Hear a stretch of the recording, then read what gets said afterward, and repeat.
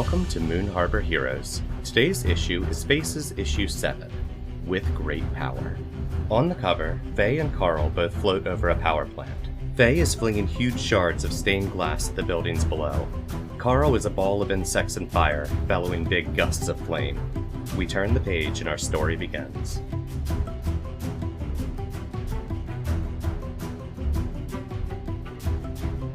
Our first panel is in Fae's sanctuary. Carl is kind of floating about, flipping through some books, and then Fae enters. Hey, Carl, what you doing here? Oh, hi. I was just admiring your clothes. He's holding up like a piece of an item of clothing. Yeah, that's my spare costume. So hey, can we chat for a second? Yeah, sure. Right.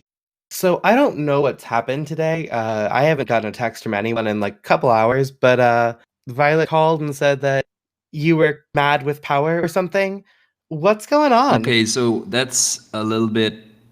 That's not the entire truth. I just decided that I was gonna get the amulet, and the guy that used to be Phoenix, but then the amulet started talking to me, and I sort of kind of lost control for a second. So now we think the amulet is bad news, and we're gonna take it to Ryder's uncle, see if he can help us out with it.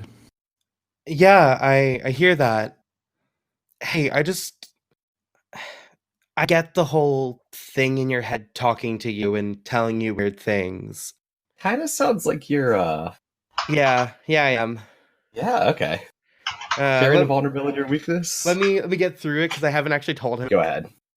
about my doom yet. So let me get through that part, and then yes, I will roll the Okay. thing or tell the thing.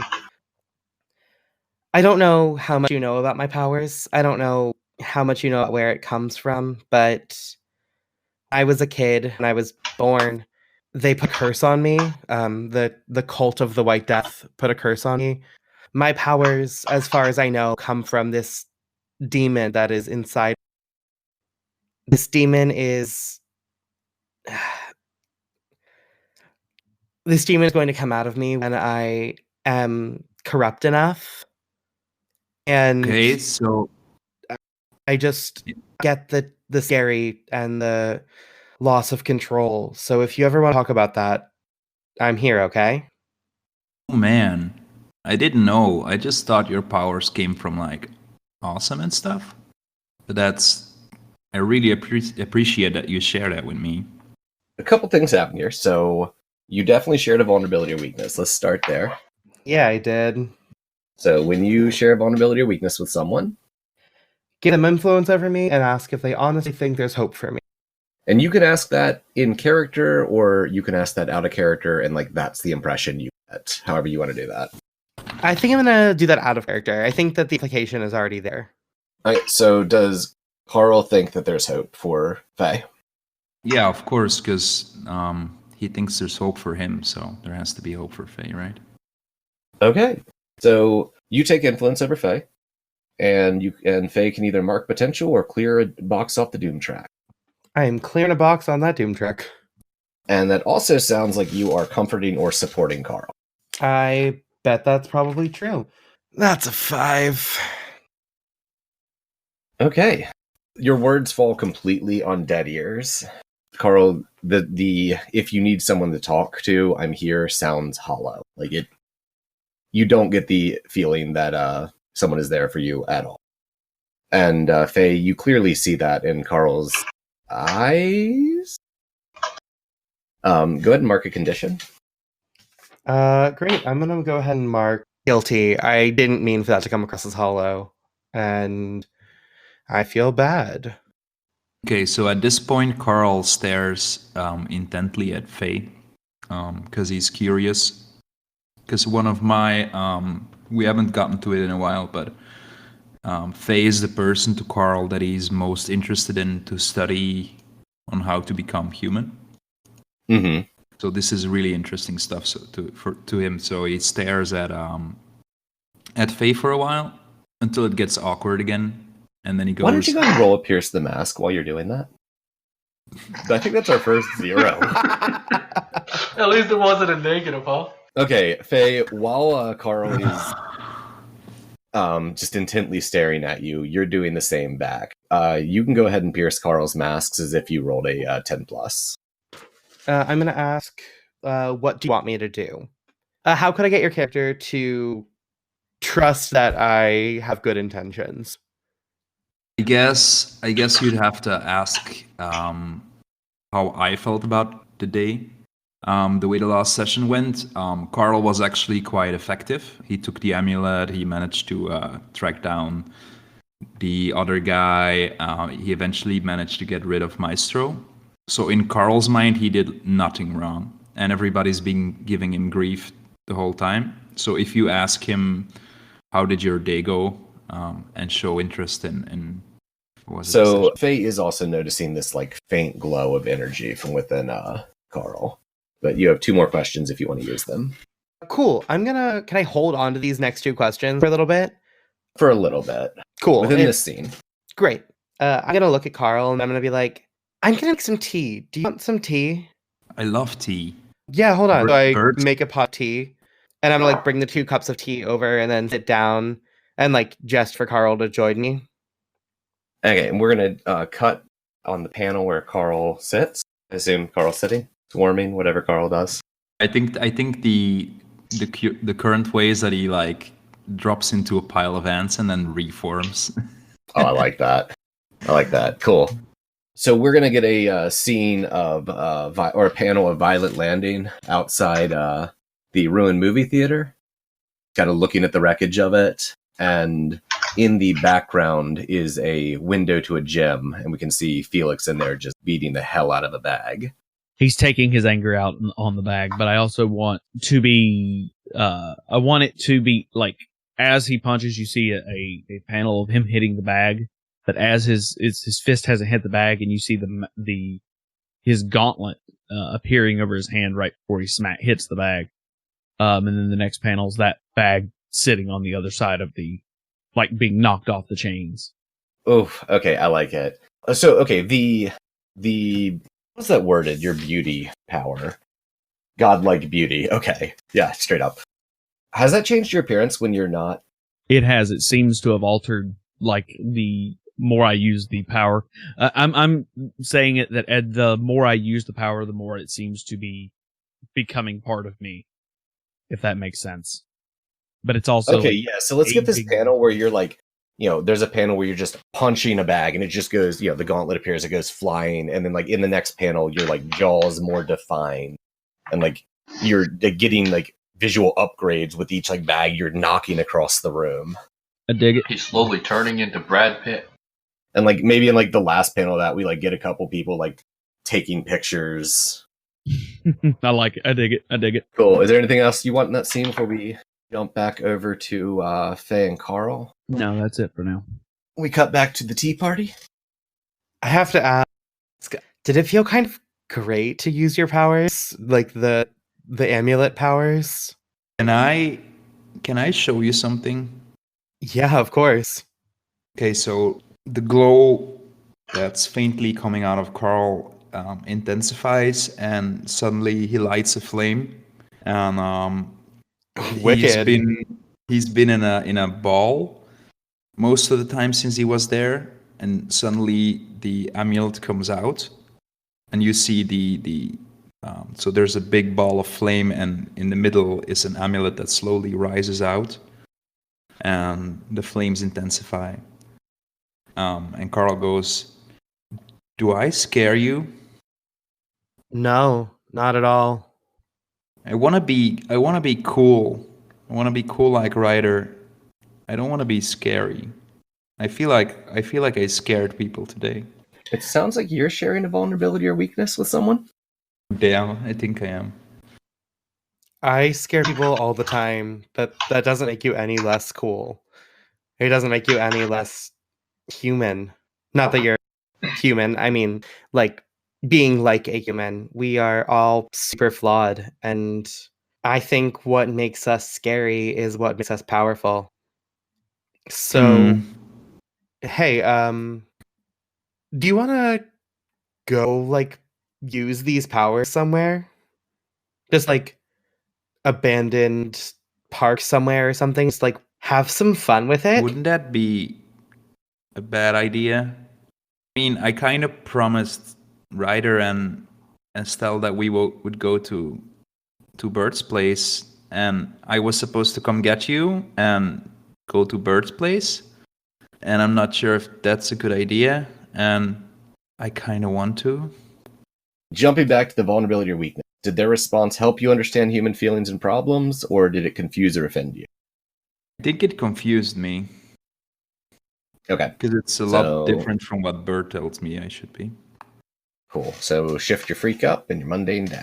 So my freak and my mundane are maxed out, both of them. Does that mean I have to take a condition? Yes, it does. Cool. I'll take insecure for 1,000 points, please. And I think we get like a sub panel when Carl's explaining he was supposed to get Fae of Felix's phone, like getting a text from his uncle. What's your uncle's name again? Leo, right? Yeah, it's Leo. So it's from Leo saying, "What time are we meeting?" I don't think I can, but I want to. Come on, let's do it. It'll be good to see how far we can push without losing control, and we'll be there to take care of each other. Okay. Are you provoking? I wasn't planning on it, but yeah, sure, let's provoke.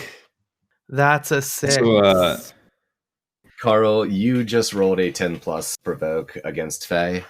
What do you say in response? And whatever you tell them. Can I use team since this is acting against the other two teammates who are going to be somewhere? You can use team selfishly. Yes, you would just shift. I'm using team selfishly. So I'm putting that to the 7. Shift your superior up, and what are you shifting down? I'm gonna shift my savior down. This is not very heroic of me. Okay, so I choose if they do it, add a team to the pool, or if they don't do it, they mark a condition. You do it, we'll add a team to the pool. Hey, you can get back that team I wasted. Oh, God. Okay, so Carl? Yeah, I'll take the team. So you all head off towards a park. Where are you going? There's like an old like industrial park. Like it used to be a power plant, but it's got shut down because we've mostly converted to solar power in Moon Harbor. So there's like an old power plant kind of to the south of the city in exactly the opposite direction of where we'd be going to meet up with Bert. Okay, cool. So like we get this the panel of you like heading out the door being like, hey, there's this old power plant I know of. And we're gonna cut back to Violet. We got Violet outside the movie theater, and turning, you can see Felix in the window of the gym. Let's say both of you can notice each other at this point. Felix, this is you just receiving that text message. Okay, I'm gonna walk across the street and get an ice cream then. You said that I could see. Yeah, you see Violet. You see like Violet see you, and you see Violet walking over towards where you know an ice cream shop is. So Felix glances at his cell phone, flips it shut, puts it on his side. I love that you have a flip phone. Looks at Estelle, and then you see the next panel. I'm standing beside Estelle going, ice cream at a time like this? You were punching a frickin' bag. Uncle wants to see us. You ready to go? No, I'm getting my ice cream. All right, then. I'm going to actually pull my phone out and then call Faye. Okay, Faye, does your phone ring / do you have it on you? It's on me. It Surprise. rings. I look down at it and I'm going to ignore it for the moment. We're currently flying over the city pretty quick, heading towards the industrial park power plant thing. And I really want to try out my new powers, so I'm just going to pretend I didn't see it. All right, Carl, you clearly heard the phone go off. Are you saying anything about that? I won't say anything. Okay, cool. So we'll cut back. We get that panel, and then we get a panel back with Felix and Estelle. No answer. Shit. Estelle, what do you want to do? I guess we'll swing by your uncle's place, but first my ice cream. Deal. I'm going to text Leo and say 30 minutes, front office. And with that, we are going to cut over to Faye and Carl arriving at the power plant. Faye, what does that power plant look like?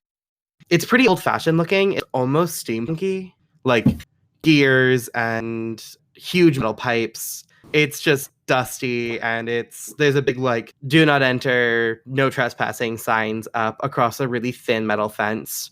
The entire inside is spray painted with like graffiti and such. And there's like one like guard's shack that faces the city, but if we fly in from like slightly to the east, we can get there and like not be seen by the guards or by the guard. It's probably just one guard. Okay, perfect. Get there, it starts to rain. Yeah, go ahead and you wanted to start the scene by launching a reality storm at the. I will see if I can, depending on what I roll on this. We're actually just going to go ahead and start with you unleashing your powers. Oh, Since great. you're not burning on screen, we're just going. And reality storm is as written only an attack against the thing, so we're just going to unleash your powers for this. Great. Unleashing my powers is plus freak. Cool. That's a 7. All right. Either mark a condition, or I'm going to tell you how it's unstable or temporary. It can be unstable or temporary. I'm just like Okay. So, to, what were you trying to do? What is your intent? I just want to like see what this new power looks like. I felt it when I got my new advance, and so I just wanted to like test it and kind of just. There's a pretty big like metal structure that looks like it may have once been connected to things but has been pulled apart, and I'm trying to just like smash it to pieces. All right. And what does that look like on the page? How are your powers drawn? So we get the like shattered stained glass look that we got when I did my portal earlier, and the air right above my hands fills with that like stained glass, and the shards start to grow and get bigger, and they launch and just start slamming into the metal and just knocking it like a kimbo asunder, knocking into the air, and just essentially like these sharp shards are shredding this metal to pieces. Okay, cool.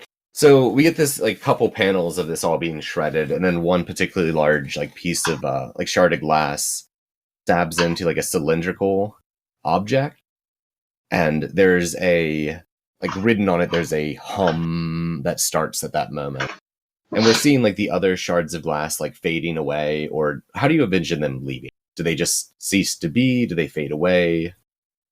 They crumble into something. They fall to the ground, and like it's kind of like bubbles where like as they hit the ground they pop, but they hit the ground and like kind of just disintegrate. So this one shard of glass that's stuck in this column doesn't, and we get a panel where it's the only shard of glass left, and it's just faintly glowing. What are you all doing? When she does that, can I see the demon? You'll see the demon hands. You won't see anything else demon. I like don't go full demon on it, but my hands do turn into claws. Yeah. But from now on, anytime Fae takes demon qualities, you remember seeing. Carl is kind of off by the side, and he's like fidgeting in however ants fidget.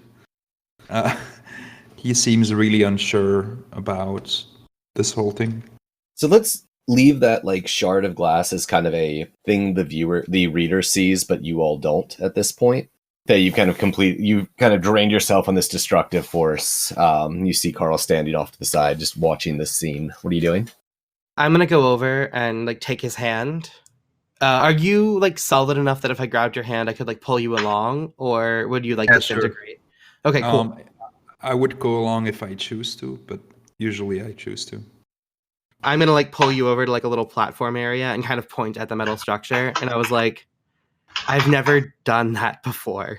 I mean, there are definite downsides to this, but sometimes it just feels so good to let loose. It kind of sounds like you're sharing a triumphant celebration.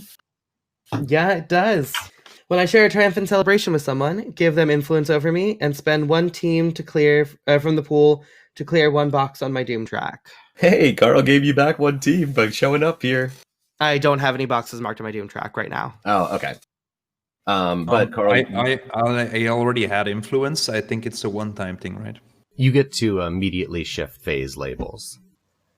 So I'm going to shift danger up and savior down. Fantastic. Carl, what are you doing? Carl goes into a ball, and without saying anything, suddenly floats like a good distance away. like maybe 50 meters or something.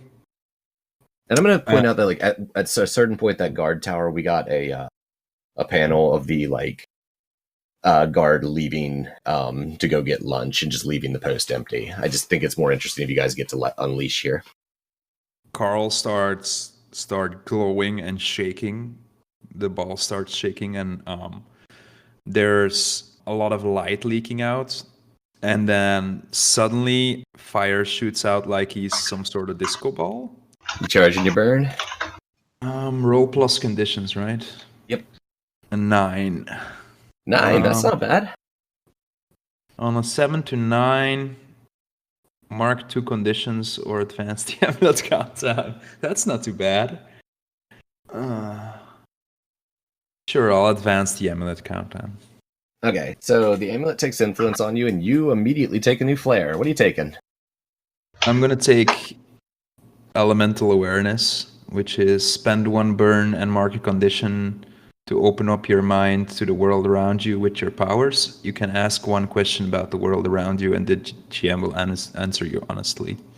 Fantastic. I have that Okay. one too. It's a good power. Good flare.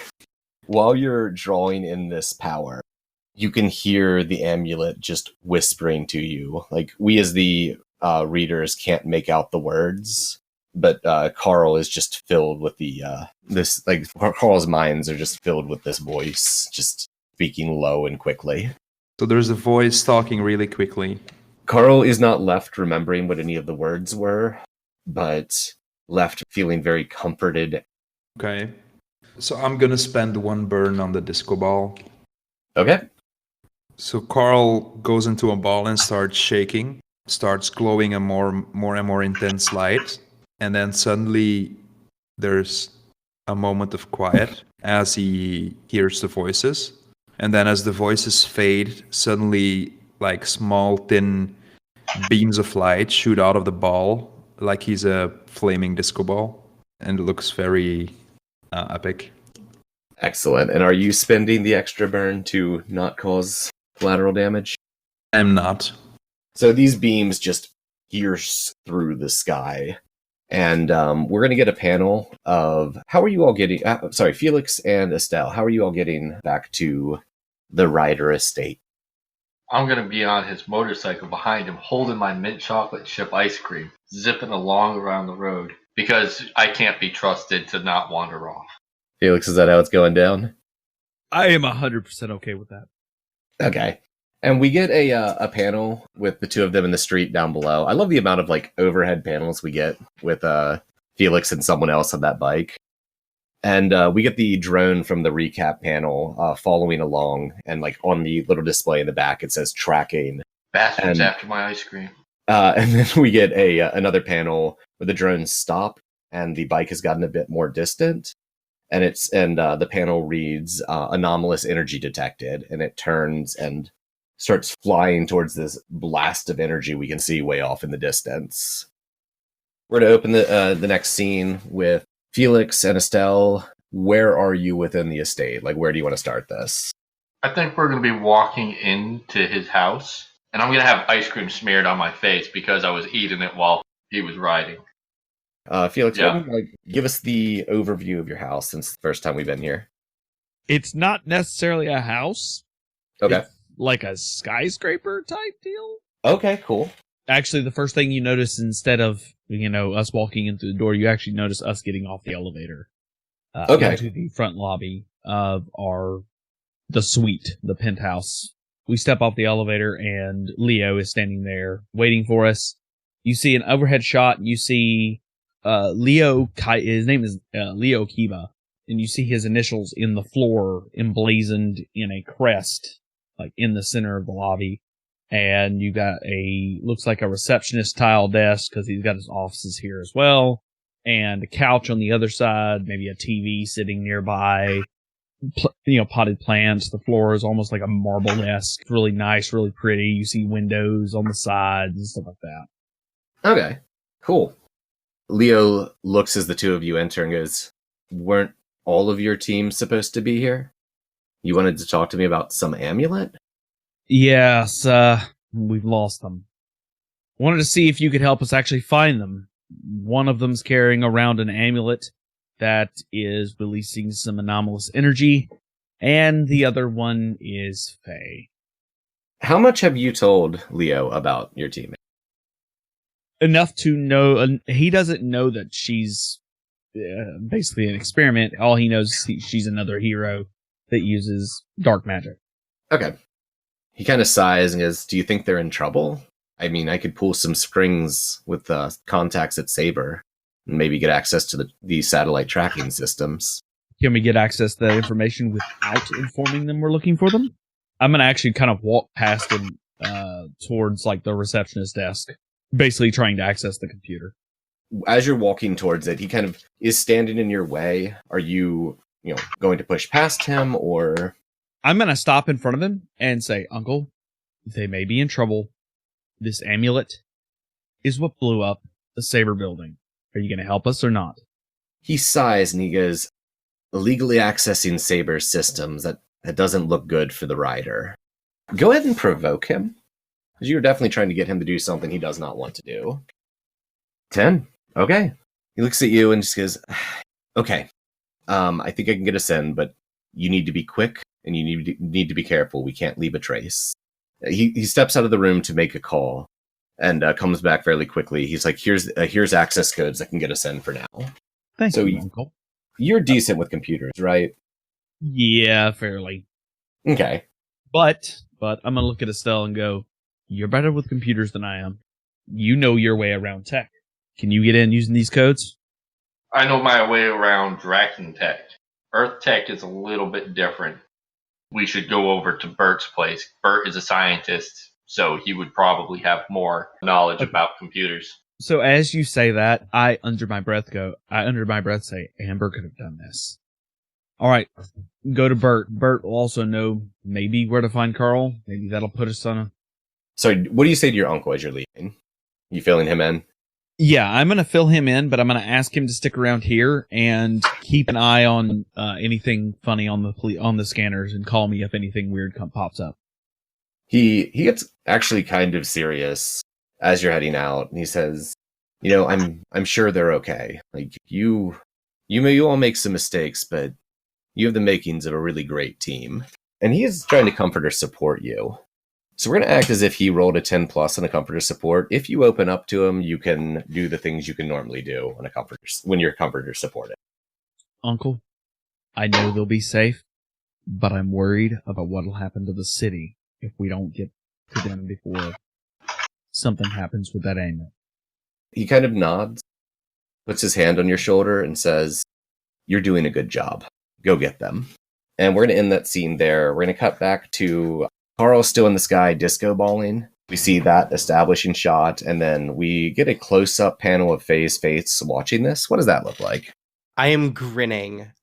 I am very, very impressed and a little bit in awe of this amount of power from Carl, who historically has not been the most powerful of all of us. I also think that it's a very validating feeling knowing that someone else gets immense power from an outside force. Okay, excellent. I'll have you know that Carl almost caught somebody that one time. That's how powerful he is. Carl, what are you doing after this disco ball? Like, you settle back down to the ground, you've got Faye just staring at you, like, gleefully. I think I'm gonna stay up in the sky and keep disco balling. We get this several panels of you, like, spinning, firing this energy off into the air, and Faye watching. Faye, are you doing anything else? I think I'm just gonna start tossing some telekinetic energy, tossing some shit in the air, just kind of generally wrecking stuff around me. I'm just kind of reveling in the neither of us get to unleash our power that often, and it's oh yeah, we get several panels of just this explode sheer power display, and in the background of the panels we see a bunch of black dots, and then there's black dots getting closer and closer until they're drones off in the distance.